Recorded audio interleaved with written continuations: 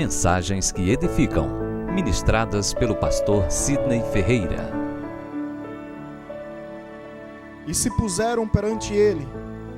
Disse-lhe uma das mulheres: Ah, Senhor meu, eu e esta mulher moramos na mesma casa onde dei à luz um filho. No terceiro dia, depois do meu parto, também esta mulher teve um filho.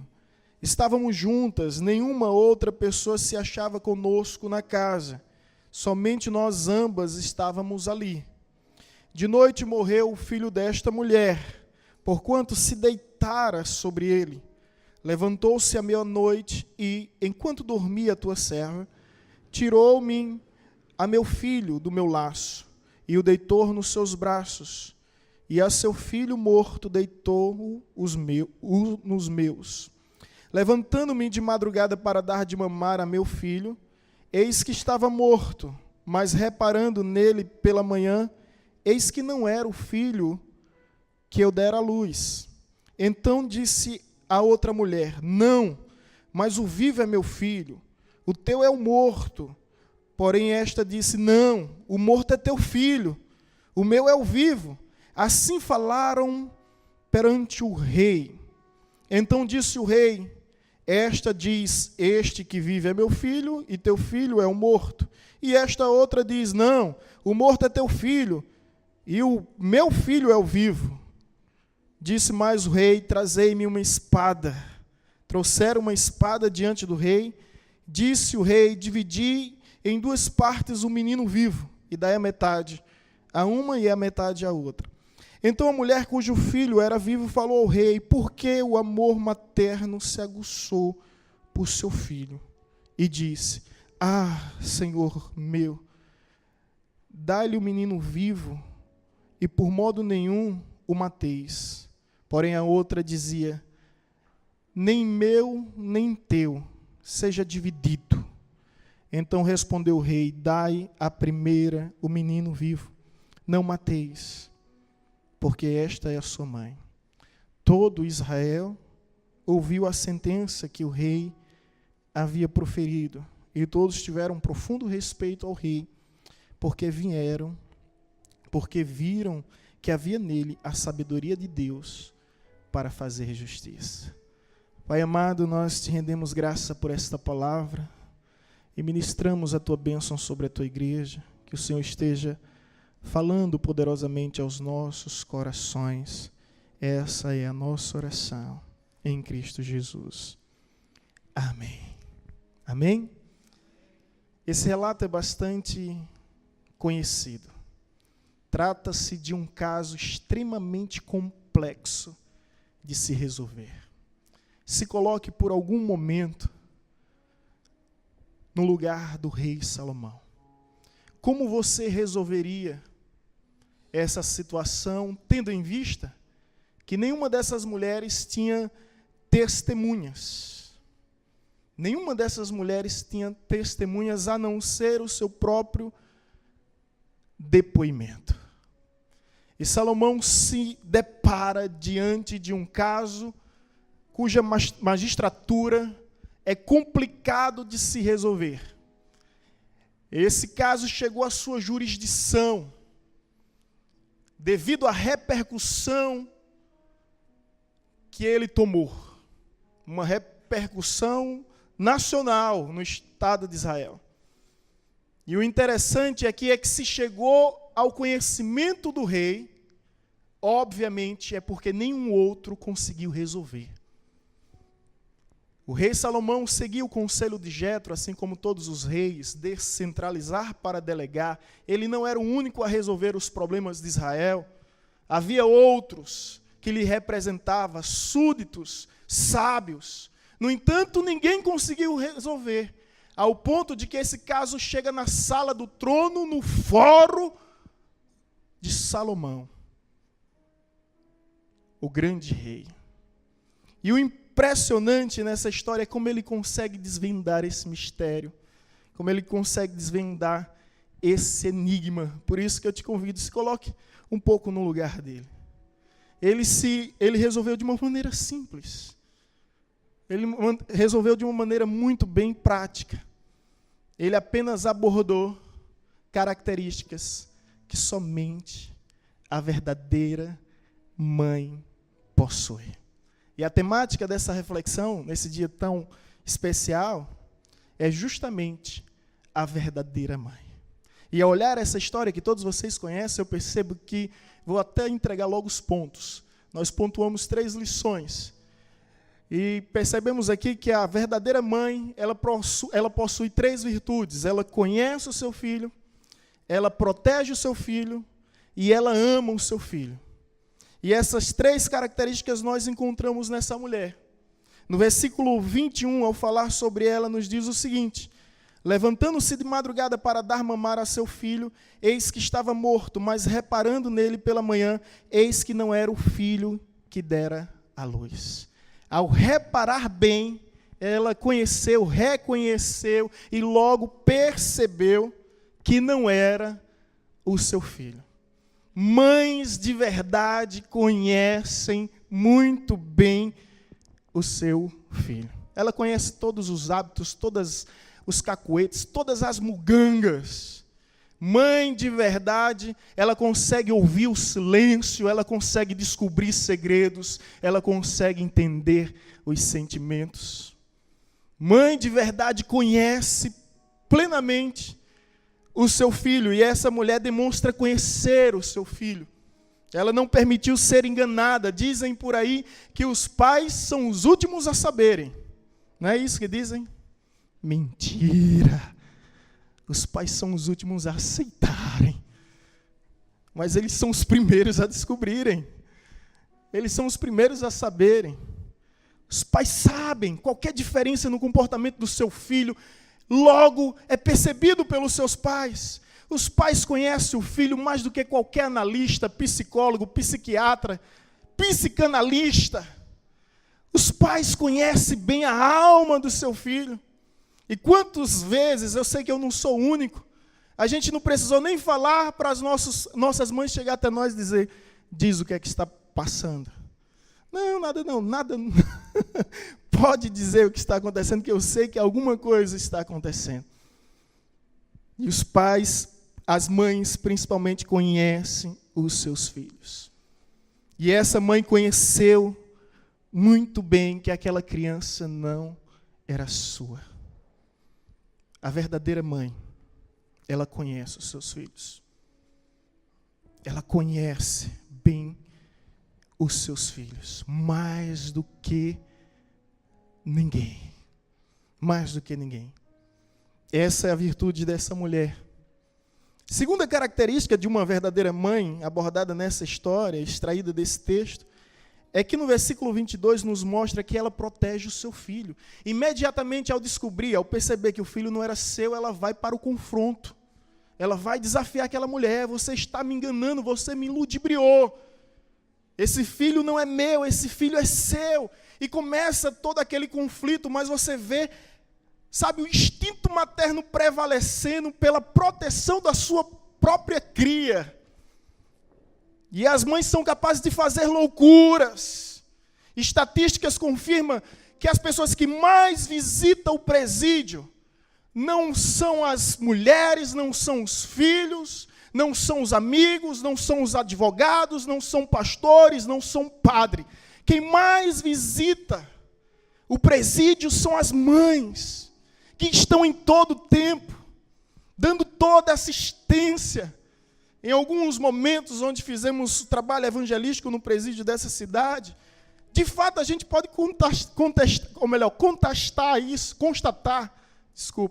constatar que a maioria são mães desesperadas, que vivem aprisionadas por verem seus filhos atrás das cadeias. Mães que fazem de tudo para proteger o seu filho. Mães que permitem que o sentimento materno venha aflorar. E essas mães, presta bem atenção, irmãos, aqui no que eu vou falar. Essas duas mães, elas têm algo em comum, elas são meretrizes. Ambas são prostitutas. Em Israel é crime hediondo, é pecado mortal a prostituição. Mas essa mãe verdadeira, o caso dela toma uma repercussão tão grande que chega à sala do trono, ao fórum de Salomão, porque ninguém conseguia resolver, mas ao entrar naquele lugar, elas correm o risco de perderem a sua própria vida. Mas elas vão diante do rei. São mulheres solteiras, cujos pais são desconhecidos, a Bíblia não menciona os seus nomes, eram meretrizes, não poderiam estar em Israel, mas a história delas nos revela, por inferência, que havia essa prática nos obscuros da nação de Israel. Havia essa prática por meio dos bastidores, onde ninguém via, onde ninguém sabia. Elas poderiam se omitir, mas a verdadeira mãe, ela vai até a última instância. Ela vai até a última circunstância para proteger o seu filho. Isso é extraordinário, irmão. Que a psicologia ensina que a maior dor que existe no mundo é a perda de um filho. E aquela mulher não conseguia conviver perdendo o seu filho. Sobretudo na consciência de que seu filho estava vivo. É interessante que a psicologia, ela alega o seguinte, que a dor da perda de um filho é uma dor sem nome. É uma dor sem nome. Até hoje ninguém conseguiu denominar a dor de uma mulher que perdeu seu filho. Até hoje. Quando um filho perde os seus pais, essa dor tem nome. Ele se torna um órfão. Quando um cônjuge perde o seu parceiro, o seu companheiro, um homem perde a mulher perde o seu homem, essa dor tem nome, viuvez. Agora me diga aí, qual é o nome da dor de uma mulher que perde o seu filho? Não tem. É tão grande essa dor que não dá para se expressar. Tá, alguém aqui pode me ajudar? A avó de Vanessa, Dona Valdir, inclusive seu filho Jorge está aqui. E inclusive seu Peri vai estar carregando a tocha, tá? Nosso avô, bisavô de Gabriel vai estar carregando a tocha, já foi goleiro da seleção brasileira, né? E uma referência, né, no esporte. Dona Valdir, ela perdeu um filho, irmão de Jorge. Tinha 7 ou 9 anos, Jorge. 11 anos. Ainda hoje. Mais de 50 anos se passaram, né? 52 anos se passaram. Ainda hoje ela chora. E um dia coincidiu uma viagem onde estava indo eu e Vanessa para Recife, e a gente estava dando carona a Dona Valdir, e durante a viagem toda ela ia chorando, lembrando cada detalhe dessa criança. Foi um problema cardíaco, ele tinha 11 anos, simplesmente não resistiu e faleceu. 52 anos se passaram e ela ainda chora. É uma dor indescritível, por isso não podemos denominá-la, não existe algo que possa expressar. E essa mãe, em seu desespero, ela está disposta a tudo. E eu vejo mães assim, indo a lugares em que bombeiros não são capazes, indo a lugares em que advogados jamais cogitam essa possibilidade, indo a lugares que policiais simplesmente se recusam, mas a mãe, ela é capaz de ir a qualquer lugar para defender, para proteger, para lutar pelo seu próprio filho. Ela enfrenta leões para proteger o seu próprio filho. Ela vai na boca de fumo brigar com traficante, como há relatos que eu conheço, para proteger o seu filho. E essa mãe está aqui na sala do trono, diante do rei Salomão, contando a sua história, a sua vida, podendo ser decapitada pelo crime hediondo, pelo pecado mortal da prostituição, prática proibida nas escrituras, mas ela está lá para representar o seu filho, para lutar pelo seu filho, para defender o seu filho. E assim são as mães. E quem é mãe de verdade sabe, conhece o seu filho, protege o seu filho.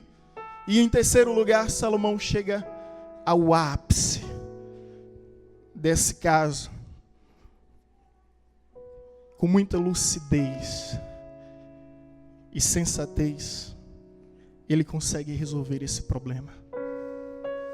E ele consegue resolver esse problema através do amor. que as mães de verdade, elas amam circunstancialmente, incondicionalmente os seus filhos. E dessa forma elas prezam pelos seus filhos. Você lembra a história? Quando o rei Salomão usa o juízo da espada, vamos partir a criança ao meio. A egoísta não se importa, porque o egoísta não está preocupado com nada, ele não quer viver seus sonhos, ele quer roubar os sonhos dos outros. Ele não quer viver os seus próprios projetos, ele quer viver os projetos dos outros, e a realização dele é essa. Então ele diz, olha, nem eu nem ela, né? Ela diz, nem eu nem ela. E Salomão chega diante de uma situação tão drástica, né? Tamanho rigor, que eu fico imaginando até os soldados por um momento ficaram escandalizados e horrorizados. Será que ele vai fazer isso com uma criança tão inocente? Mas ele chega ao extremo de uma decisão, porque ele sabe que uma intervenção só poderia surgir por meio de alguém que verdadeiramente ama. Enquanto a outra diz, eu concordo, tudo bem, está tudo certo, a outra desesperadamente diz, não, eu não posso viver tendo essa certeza que meu filho morreu. Deixa ele viver, que eu posso viver distante dele, mas não posso aceitar que isso aconteça. Ela abre mão. Mães amam seus filhos ao ponto de prezarem pelos seus filhos, como esse caso aqui apontado. Elas priorizam seus filhos. Ao meditar sobre essa palavra hoje à tarde, eu fiquei pensando quantas vezes a minha mãe deixou de se vestir para me dar o que vestir. Quantas vezes a minha mãe deixou de comer para me dar o que comer. E como toda mãe, deixou de viver os seus próprios sonhos para investir nos nossos sonhos, vivendo assim a nossa vida. E mãe, de fato, é assim. Abdica, renuncia tudo para viver essa missão que Deus lhe concedeu, a missão da maternidade, essa missão divina. Porque qualquer fêmea pode parir. Qualquer fêmea pode parir. Mas somente uma mãe de verdade pode dar a luz e, sobretudo, ser luz durante toda a vida do seu filho. E eu agradeço a Deus por ter essa luz iluminando minha vida. Está ali minha mãe, lá na última cadeira. Costumo dizer que ela foi o maior seminário que eu já fiz. Foi a maior matéria que eu já estudei. E aprendo bastante com a sua vida. É um legado e uma referência para mim. Sei que eu não sou o único. Ludmila até falou aqui sobre uma situação que ela viveu, mas ela encontra na sua avó a maternidade. A maternidade em sua avó. E a verdadeira mãe é essa. E eu sei que eu estou diante daqui de mulheres que são verdadeiras mães, que não recusaram a maternidade em detrimento das propostas desse mundo egoísta, onde as mulheres recusam essa missão de ser mãe, simplesmente por causa de algumas mudanças. Eu não vou falar deformações que acontecem no corpo. As mulheres não querem ver mais os pés inchando, não querem ver mais o nariz, sabe, pronto a eclodir, pronto a explodir. Não quer ver mais, sabe, o rosto inchado. As mulheres evitam por esses motivos tão triviais e tão banais, porque de fato vai marcar a sua vida, vai marcar o seu corpo, mas são marcas maravilhosas, porque advém dos maiores privilégios de ser mãe, e homem que é homem, ele sabe muito bem reconhecer isso, e aceitar que são marcas do tempo, são marcas da vida, são marcas que perpassam a grande missão aceita, a grande missão assumida de viver esse papel tão divino que é o de ser mãe. Hoje muitas mulheres abdicam desse prestígio por meio da sua carreira profissional, por meio da sua estética, por meio da sua vaidade pessoal. Mas tais mulheres não sabem o privilégio que existe no olhar de cada mãe ao verem o seu filho. Ao verem o seu filho.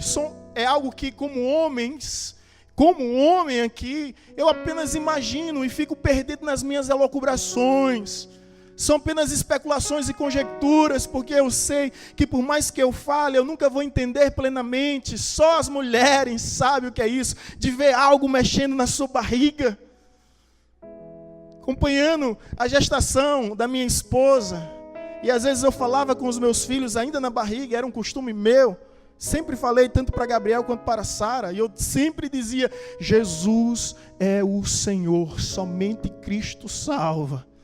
E quando eu dizia isso, a barriga começava a se mexer, sabe? A gente via ali Sarinha com as mãos, eu imagino, Gabriel com os pés, pá.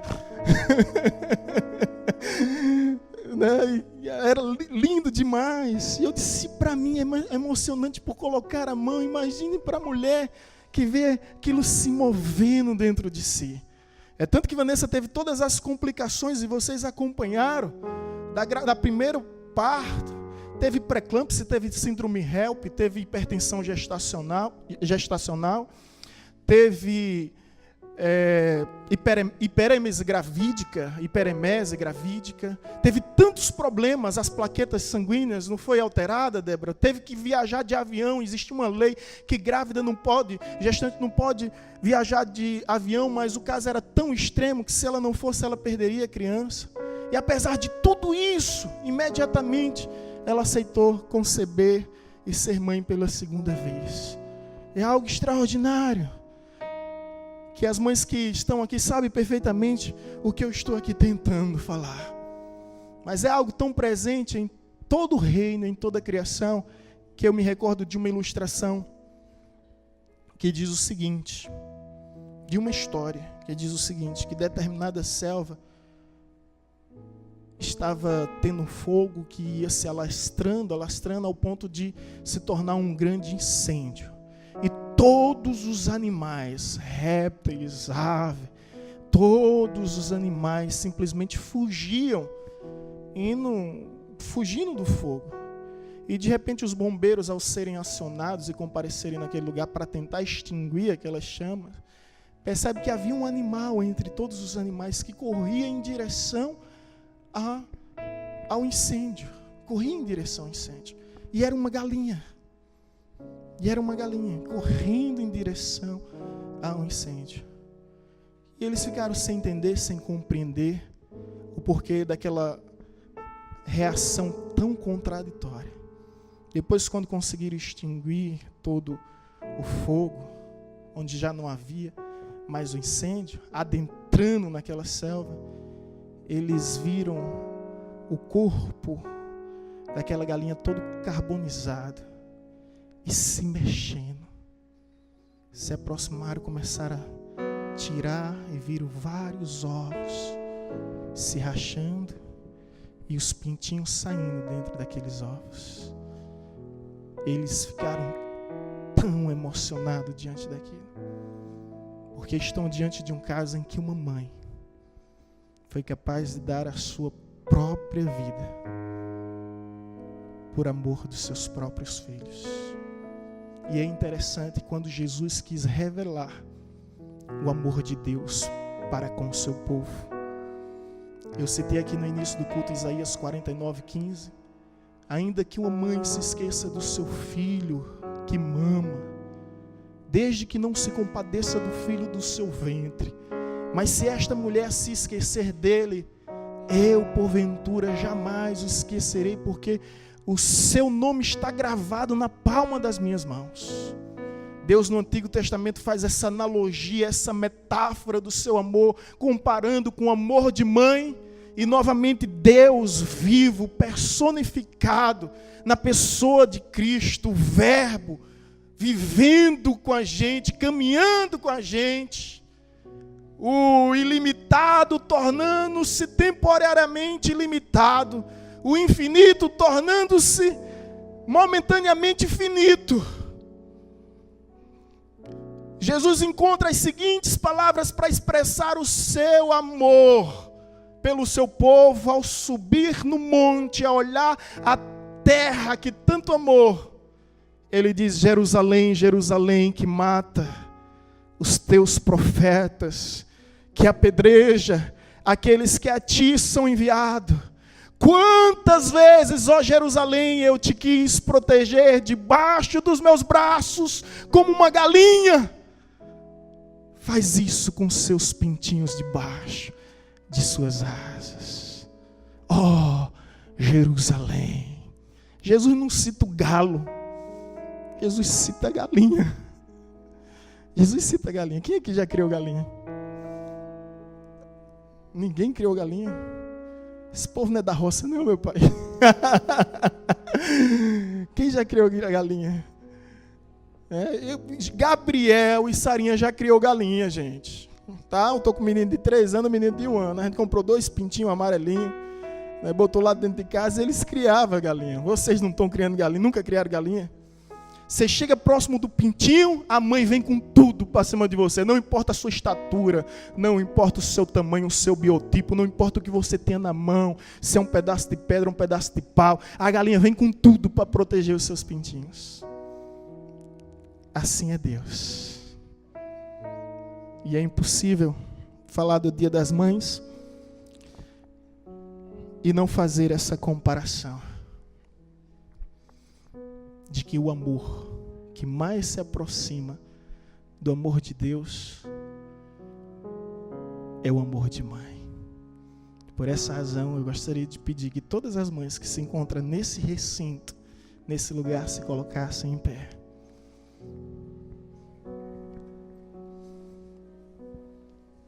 Olha que coisa linda. Essas são as árvores frondosas, frutíferas e floridas. Amém?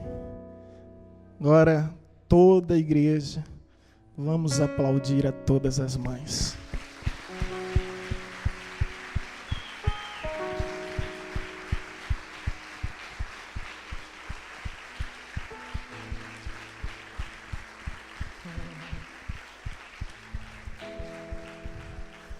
Mães, por favor, permaneçam em pé. Filhos, se sua mãe está aqui, saia do seu lugar e vá abraçar a sua mãe, não importa onde ela esteja. John, faz aí por mim e por você.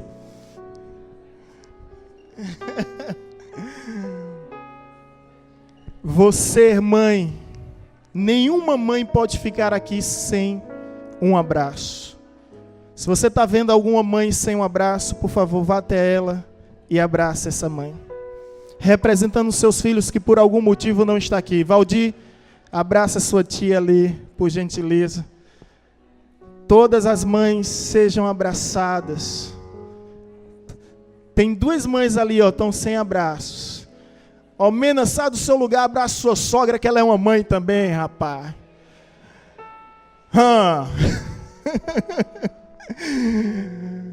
Tem mãe aqui sem um abraço? Eu quero que você esteja abraçando aí, que nós vamos fazer esse momento de oração pelas mães.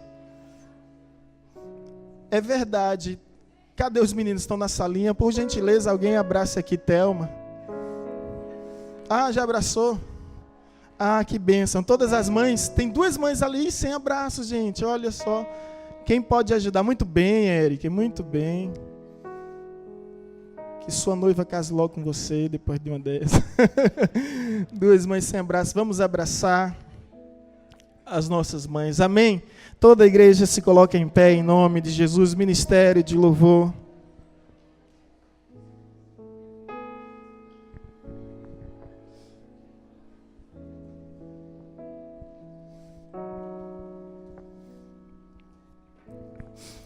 Senhor Deus, nós te louvamos, ó Pai, por cada mãe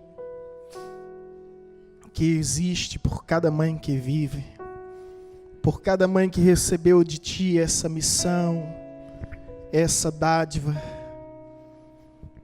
e que o Senhor possa iluminar nos dias de hoje, tão difíceis de inversão de valores, de depreciações de princípios.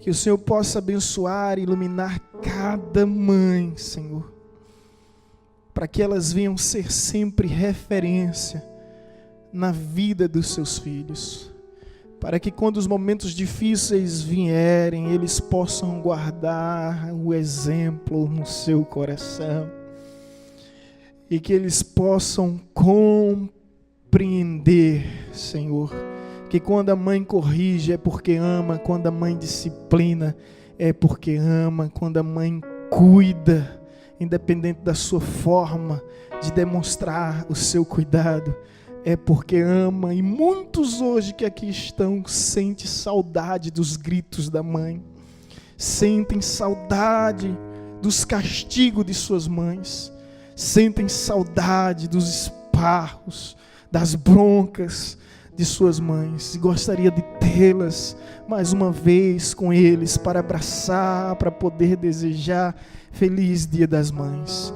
Essas pessoas cresceram, e da mesma forma que seus pais agiram com elas, elas agirão com seus filhos, porque elas sabem, e bem sabem, que por trás de cada não, que por trás de cada repreensão, existe a demonstração do amor, preservando valores, protegendo princípios que não podem ser pervertidos.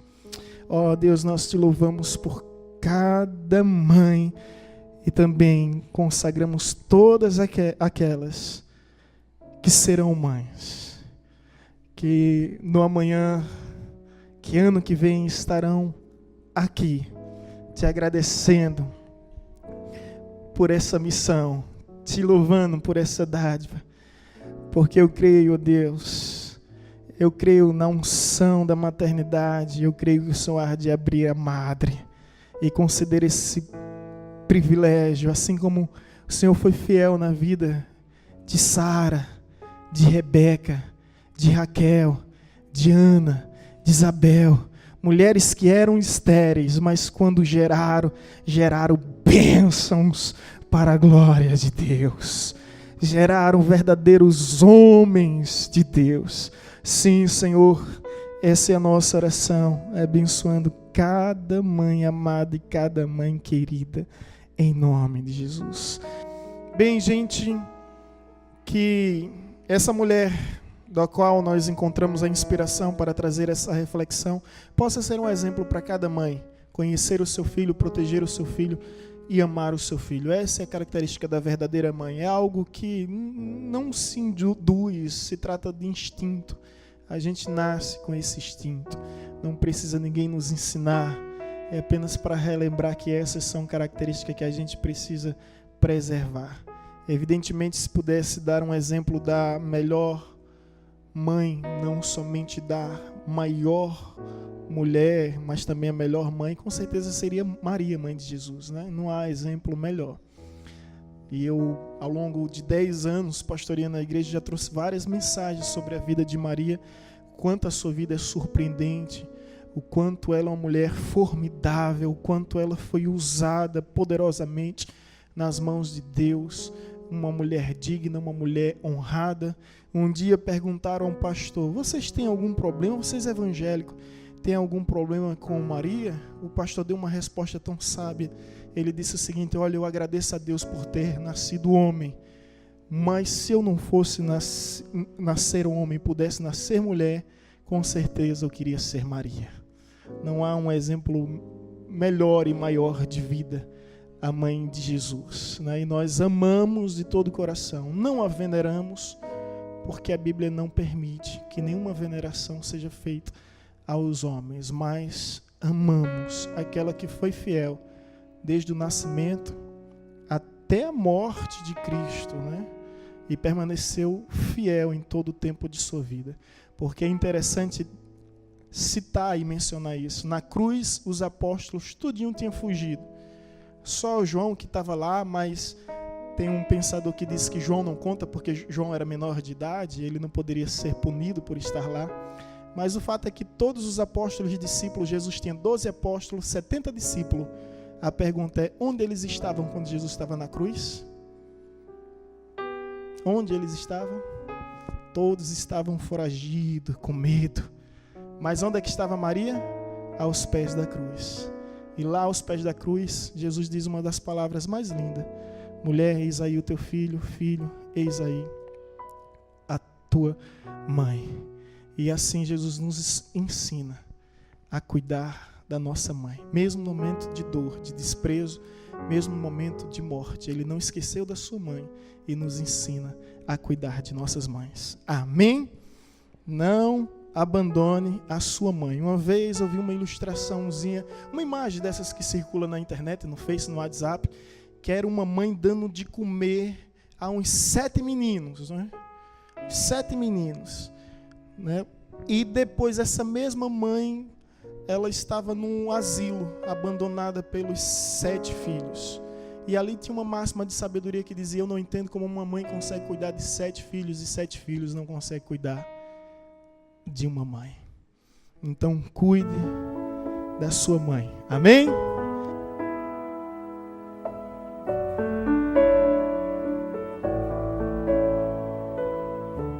Você acabou de ouvir uma mensagem ministrada pelo pastor Sidney Ferreira, da Igreja Batista Evangelizadora.